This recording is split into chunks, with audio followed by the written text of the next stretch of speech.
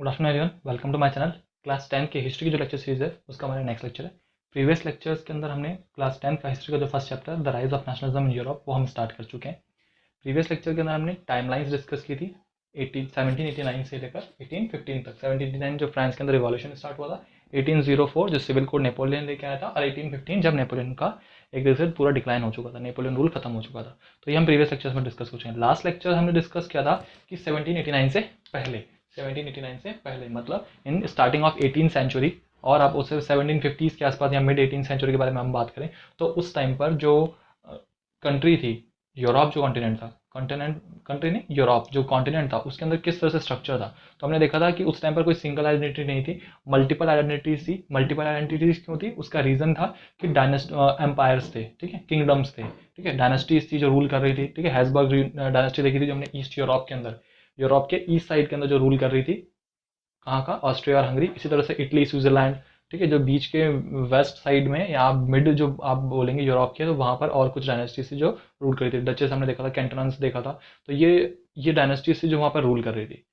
तो single identity थी नहीं, मल्टीपल आइडेंटिटी थी, क्योंकि क्या करते थे किंग दूसरों की टेरिटरीज को अपने अंडर में लेते थे और आइडेंटिटीज बदल जाती थी। लेकिन क्या होता था? कल्चर सेम रहता था, सबका कल्चर क्या था? सेम रहता था। तो ये हम प्रीवियस लेक्चर में डिस्कस कर चुके हैं। अब हम देखते हैं कि जब ये किंगडम्स थे तो इन किंगडम्स के अंडर जो सोसाइटी, जो पीपल रहते थे, वो किस तरह से रहते थे, ठीक है। क्या क्या सिनेरियो था, लोगों को किस तरह से डिवाइड किया था। जैसे कि आज भी हम देखें तो आज भी हमारे यहाँ पर कुछ, जैसे कि अभी अभी कोई फॉर्म वगैरह भरते हैं तो उसमें जनरल, ओबीसी, एससी, एसटी इस तरह से डिवाइडेड है, ठीक है। तो उस तरह से उस टाइम पीरियड पे कैसे डिवीजन था वो हम देखते हैं। तो बेसिकली आप देखेंगे तो स्ट्रक्चर ऑफ यूरोपियन सोसाइटी, जो यूरोपियन सोसाइटी थी उस टाइम पीरियड पे, किस टाइम पीरियड पे? Earlier 18th century, earlier 18th century. अच्छा, ये यहाँ तक 800 तक क्या चलेगा आपका? 18th सेंचुरी चलेगा। उसके बाद जब जैसे ही यहाँ पर क्या हो जाएगा, 1900 आ जाएगा, तब आपका कौन सी सेंचुरी है? मतलब ये कौन सी सेंचुरी है? 1800 टू 1900 18th सेंचुरी। और 1700 से 1800 के बीच में कौन सी सेंचुरी है? 18th century. तो हम बात करते हैं अर्लियर 18th सेंचुरी। तो अर्लियर 18th सेंचुरी में देखिए जो सोसाइटी थी, यूरोपियन सोसाइटी, वो दो हिस्सों में डिवाइडेड थी। फर्स्ट जो थे एरिस्टोक्रेसी, फर्स्ट जो थे वो क्या थे? अरिस्टोक्रेसी। और सेकंड कौन से थे? पीजेंट्री। सेकंड कौन से थे? पीजेंट्री। तो फर्स्ट कौन सा था? अरिस्टोक्रेसी। सेकंड कौन से थे? पीजेंट्री। तो अरिस्टोक्रेसी कौन थे और पीजेंट्री कैसे थे? तो कहने का मतलब ये है कि जितने भी पीपल थे, किंग के अलावा, डायनेस्टीज के अलावा जितने भी पीपल वहाँ रहते थे उस कंट्री के अंदर या उस कॉन्टिनेंट के अंदर, तो वो जो उस डायनेस्टी, अच्छा उस टाइम कंट्री का कॉन्टिनेंट कुछ था नहीं, उस टाइम क्या थी? डायनेस्टीज थी, किंगडम्स थे। तो जो भी किंगडम थे तो उनके अंदर जो पीपल रहते थे अंडर, तो वो किस थे? दो चीज़ों में डिवाइडेड थे। कैसे कैसे? अरिस्टोक्रेसी और पीजेंट्री, ठीक है। अरिस्टोक्रेसी में हम देखते हैं तो क्या था, ये थे high class dominating people socially and politically. Basically अब इसके अंदर क्या उनसे हो गए? हाई क्लास लोग, जो क्या थे? बेसिकली किंग के करीबी थे, एक तरीके से आप ये बोल सकते हैं, या किंग के ही जो प्रिविलेज मिले हुए थे, किंग्स के जो, किंग की जो भी होती थी डायनेस्टी के अंदर, जो भी उसके रिलेटिव्स होते थे, तो बेसिकली वो सब इसमें काउंट होते थे। और इसके अलावा जो भी क्या थे? रिच पीपल थे। कौन थे? रिच पीपल थे। वो सब क्या होते हैं? अरिस्टोक्रेसी में। तो high class dominating, high class मतलब जो हाई क्लास में रहते थे लोग, high class dominating people socially and politically, मतलब जो क्या है? सोशली भी हाई क्लास और पॉलिटिकली। सोशली का मतलब क्या है? वो अच्छे खासे अमीर थे, उनके अच्छे खासा पैसा था उनके पास, और समाज में जो सोशल है उसमें भी उनकी बहुत वैल्यू थी, ठीक है। तो इस तरह से सोशली हाई क्लास थे। और नेक्स्ट कौन थे? पॉलिटिकली। पॉलिटिकली मतलब जो बेसिकली किंग के खास थे, या किंग के साथ रूल करने में किंग की हेल्प करते थे। किंग के जो मंत्री होते थे, जैसे कि हमारे यहाँ पे जैसे कैबिनेट मिनिस्टर्स वगैरह होते हैं, वैसे उस टाइम पर किंग के भी मिनिस्टर्स थे, ठीक है। तो वो बेसिकली पॉलिटिकली, तो ये दोनों क्या थे? सोशली पॉलिटिकली जो डोमिनेंट क्लास थी वो अरिस्टोक्रेसी में काउंट होती थी, जिनको स्टार्टिंग से प्रिविलेज मिले हुए थे। नेक्स्ट इसके अंदर क्या था कि दे आर मेनली लैंडलॉर्ड्स। अब बेसिकली कौन हो गए? सोशली कौन होंगे? सोशली रिच कौन होंगे? जिनके पास क्या हो, जो उस टाइम अगर टाइम पीरियड बात करें तो उस टाइम इतने बिजनेस वगैरह कुछ नहीं थे, इसलिए बेसिकली क्या था कि लैंड्स थे। जो लैंड क्या करते थे? लैंडलॉर्ड्स अपने बहुत ज़्यादा लैंड को अपने पास रखते थे, और क्या करते थे? उनको पीजेंट्स को एज अ लेबर काम कराते थे। तो उस टाइम पर क्या इतने बिजनेस नहीं थे, उस टाइम क्या था? लैंड ही मेन बिजनेस था। तो लैंड के ऊपर ही जो एग्रीकल्चर होता था वही मेन बिजनेस था। तो बेसिकली इसमें कौन थे? दे आर मेनली लैंडलॉर्ड्स, जिनके पास क्या था? लैंड्स थी। तो बेसिकली कौन हो गए? जो सोशली जो रिच थे ये कौन थे? Mainly landlords. और जो पॉलिटिकली थे तो वो तो किंग के मिनिस्टर्स थे, तो नेचुरल सी बात है वो तो इसमें आएंगे ही आएंगे, और उनके पास भी लैंड्स होंगे क्योंकि वो पॉलिटिकल मिनिस्टर्स हैं किंग के, तो उनके पास तो किंग उनको लैंड देगा ही देगा। तो लैंडलॉर्ड्स बेसिकली क्या कौन थे? ये they are mainly landlords, socially political class dominant, मतलब डोमिनेंट क्लास थी। और क्या थे? They have less population. अच्छा, इनकी जो पॉपुलेशन देखी जाए तो वो बहुत कम थी, पॉपुलेशन देखी जाए वो बहुत कम थी। इसको इस तरह से समझिए, अभी करंट सिनेरियो के हिसाब से समझते हैं।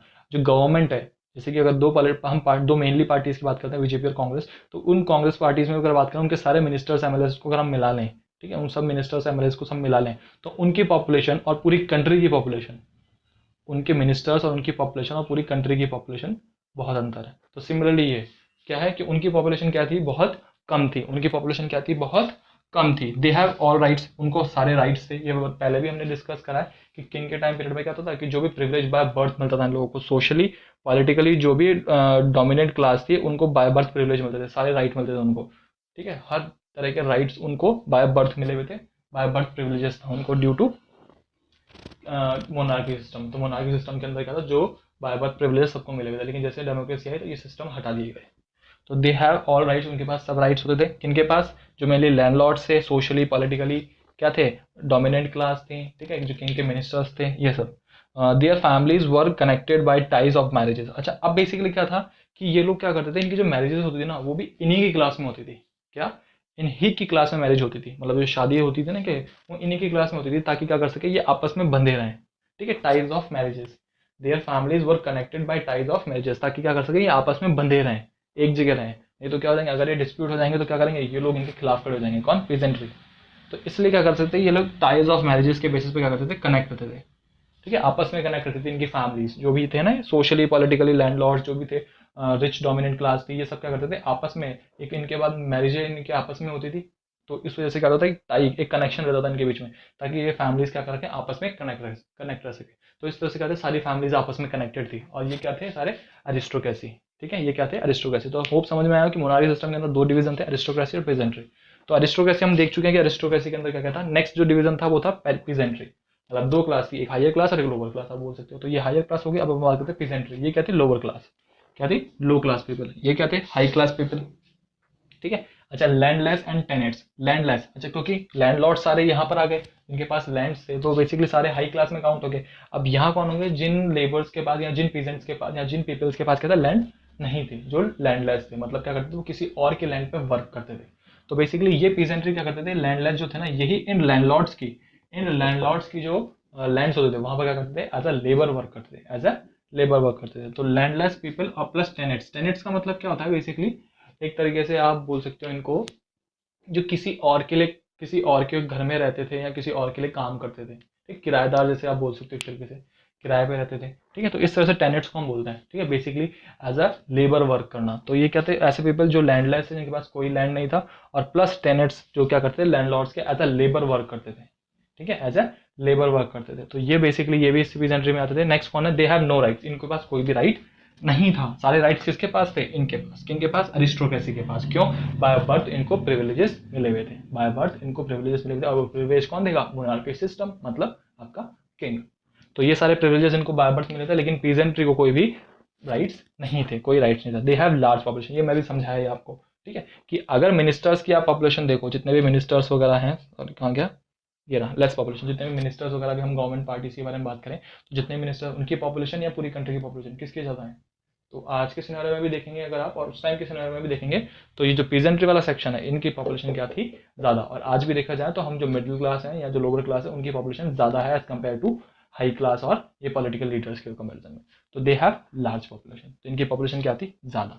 तो होप दोनों समझ में आया हो कि अरिस्टोक्रेसी क्या था, पीजेंट्री क्या था। तो जो हमने अर्लियर 18 सेंचुरी में बात किया, अर्लियर 18 सेंचुरी के अंदर जो स्ट्रक्चर था यूरोपियन सोसाइटी का, वो इस तरह से अरिस्टोक्रेसी और पीजेंट्री के फ्रेम में डिवाइड था, ठीक है। और कंट्री कोई नहीं थी, सिंगल आइडेंटिटी थी नहीं, हम प्रीवियस लेक्चर में देख चुके हैं। सिंगल आइडेंटिटी थी, मल्टीपल आइडेंटिटीज थी, प्लस कलेक्टिव आइडेंटिटीज थी, और मल्टीपल नहीं, कलेक्टिव आइडेंटिटीज थी, और कल्चर सेम था, ठीक है। और हमने देखा था कि ईस्ट यूरोप के अंदर, ऑस्ट्रिया हंगरी के अंदर हैब्सबर्ग एम्पायर था। तो इस तरफ अगर आप वेस्ट में बात करेंगे, वेस्ट यूरोप और सेंट्रल यूरोप के अंदर, तो वहाँ पर डचेस का और कैंटॉन्स का। तो इस तरह से एम्पायर से उस टाइम कोई कंट्री आइडेंटिफाइड नहीं थी, कुछ कंट्रीज आइडेंटिफाइड थी, कुछ नहीं थी। तो उस तरह से उस टाइम पे जब एम्पायर डिवीजन था, जब मोनार्की सिस्टम था, तो इस तरह से दो तरह की क्लासेस डिवीजन था, सोसाइटी के अंदर दो तरह से डिवीजन था। लेकिन ये तब था जब ये रूल चल रहा था, जब मोनार्की सिस्टम था। तो अब क्या हुआ, 1700 से ये सिस्टम था पूरा, लोगों, ये जो पीजेंट्स वगैरह थे, ये सब क्या हो चुके, टैक्सेस बढ़ने के कारण क्या होता है, अपना टैक्स पे नहीं कर पा रहे थे, और क्या होता कि बहुत ज़्यादा लोग, उन पे टैक्स बढ़ाया जा रहा था, दिन पे दिन टैक्स बढ़ा रहे थे, और ये बहुत ज़्यादा परेशान हो चुके थे। तो इसलिए क्या करा, इन्होंने धीरे धीरे स्टार्ट करते हुए, रिवॉल्यूशन स्टार्ट करते हुए, एक बहुत वाइड जो वे था रिवॉल्यूशन का, वो कब आया? 1789 के अंदर। सबसे पहले कहाँ स्टार्ट हुआ? फ्रांस के अंदर, जो हम प्रीवियस सेक्शन में देख चुके हैं, फ्रांस रिवॉल्यूशन। अब धीरे धीरे रिवॉल्यूशन स्टार्ट हुआ, उसके बाद क्या हुआ? डिक्टेटरशिप आई, ठीक है, डिक्टेटरशिप नहीं हुआ, सॉरी, हाँ डिक्टेटरशिप आई। बेसिकली नेशनल असेंबली आई थी। सबसे पहले क्या था? नेशनल असेंबली की डिमांड हुई, डेमोक्रेसी की डिमांड हुई, ठीक है, नेशनल असेंबली, डेमोक्रेसी इनकी डिमांड हुई, और बेसिकली कॉन्स्टिट्यूशन की डिमांड हुई, राइट्स की डिमांड हुई, और फिर धीरे धीरे क्या हुआ? डेमोक्रेसी आई। लेकिन 1804 के अंदर कौन आया? नेपोलियन। और नेपोलियन ने वापस क्या करा? डेमोक्रेसी को अबॉलिश कर दिया, डेमोक्रेसी को अबॉलिश कर दिया, और वापस वो खुद एज अ मोनार्की सिस्टम ले आया। तो 1804 के अंदर क्या हो गया? मोनार्की सिस्टम आ गया वापस, ठीक है। जैसे नेपोलियन रूल करने लग गया, उसने अपनी टेरिटरीज को बढ़ाने लग गया। अब क्या करा उसने? अपनी एरियाज के अंदर तो क्या करा? टैक्स कम कर दिया, लोगों को खुश कर लिया, टैक्स वगैरह सब कम कर दिया। लेकिन जो एरियाज वो कॉन्कर्ड कर रहा था, मतलब कैप्चर कर रहा था, उन एरियाज में उसने टैक्स बढ़ा दिया, ठीक है। तो कुछ ऐसे रीजन थे, जो रीजन हम देख चुके हैं कि क्यों नेपोलियन का जो रूल था वो डिक्लाइन हुआ, ठीक है, वो भी हम देख चुके हैं। फिर धीरे धीरे नेपोलियन का रूल गया, तो 1815 तक नेपोलियन का रूल खत्म हो गया। अच्छा, ये 1815, अब आप देखेंगे तो 1815, अच्छा ये 1804 और 1815, ये कौन सी सेंचुरी आ गई? 19th century. कौन सी सेंचुरी आ गई? 19th century. तो 1800 तक तो क्या था कि जब इस तरफ था, जब तो क्या था? मोनार्की सिस्टम था कंप्लीट। इसी टाइम पीरियड के बीच में क्या हुआ था? थोड़े टाइम के लिए कौन सा आया था? एक वो रूल आया था जिसके अंदर है ना नेशनल असेंबली वगैरह सब बनाई थी, और थोड़े टाइम के लिए डेमोक्रेसी रूल था। लेकिन 1804 के अंदर वापस मोनार्की सिस्टम आया। लेकिन जब ये 1804 के अंदर, ठीक है, तो ये कौन सी सेंचुरी आ गई? 1800 से 1900 कौन सी सेंचुरी? 19th century. मैंने आपको बताया कि जो ईयर आने वाला होता है उसके अकॉर्डिंग सेंचुरी डिसाइड होती है। तो 1800 टू 1900 कौन सी हुई? 19th century. ये 1700 टू 1800 क्या हुआ? 18th century. तो अब जैसे ही ये वापस मोनार्की सिस्टम आया, तब यहाँ पर एक नई क्लास जनरेट हो गई, जिसको हम बोलते हैं मिडिल क्लास। क्या बोलते हैं? Middle class. तो in 19th century the European society was divided into 3 classes, first, second और थर्ड। तो पहले तो क्या थी? 18th सेंचुरी से पहले क्या थी? आपके अरिस्टोक्रेसी और पेजेंट्री। अब उसके बाद क्या हुआ? एक नई मिडिल क्लास, एक नई क्लास, सोसाइटी की एक नई क्लास, जिसको हम क्या बोलते हैं? मिडिल क्लास, वो आ चुकी थी। किसमें? सोसाइटी के अंदर। तो अब हम नेक्स्ट लेक्चर में बात करेंगे कि एक ये जब 19th सेंचुरी के अंदर जो मिडिल क्लास आई, तो ये किस तरह से आई, क्या क्या इसने डिमांड रखी अपनी, ठीक है, और किस तरह से इसके अंदर आने से फ्लक्चुएशन क्रिएट हुए कंट्री के अंदर, सिटी के अंदर, क्या क्या फिर आगे प्रोसीड हुआ। तो होप आपको दोनों समझ में आया हो कि 18th सेंचुरी से पहले, 18th सेंचुरी से पहले मतलब 1700 टू 1800 के बीच में सोसाइटी इस तरह से डिवाइड थी, एरिस्टोक्रेसी और पीजेंट्री। लेकिन जैसे ही 19th सेंचुरी आई, 1800 के बियॉन्ड, 1800 के बियॉन्ड मतलब 19th सेंचुरी, तो जैसे 19th सेंचुरी आई, नेपोलियन आया, तब उस टाइम क्या हुआ? एक नई क्लास जनरेट हुई, जिसको हम क्या बोलते हैं? Middle class. तो नेक्स्ट लेक्चर के अंदर हम मिडिल क्लास के बारे में पढ़ेंगे कि किस तरह से मिडिल क्लास जनरेट हुई। तो होप आपको ये समझ में आया। फिर भी अगर आपको कोई डाउट है तो आप कमेंट बॉक्स में कमेंट कर सकते हैं। Okay, thank you.